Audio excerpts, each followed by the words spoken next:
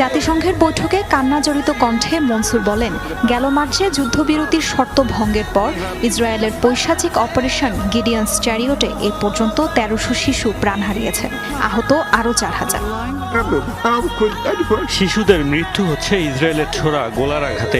গাজার মায়েরা মৃত শিশুদের বুকে আঁকড়ে চিৎকার করে কাঁদছে, তাদের জীবন রক্ষা না করতে পারায় মাপ চাইছে। এসব দেখার পরও কিছুই করতে পারছি না। কোনো মানুষের পক্ষে এই বর্বরতা কিভাবে সহ্য সম্ভব?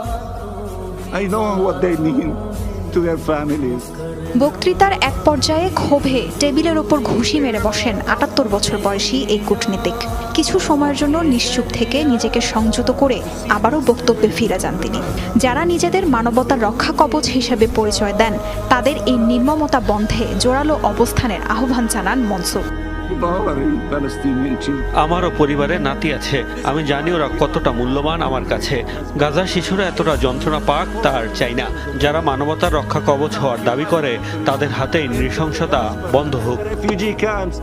বৈঠকে গাজার শিশুদের অসহনীয় পরিস্থিতি তুলে ধরেন মার্কিন ট্রমা সার্জন ডাক্তার ফিরোজ সিধওয়া, যিনি দীর্ঘ সময় খান ইউনিসের ইউরোপিয়ান হাসপাতালে কাজ করেছেন।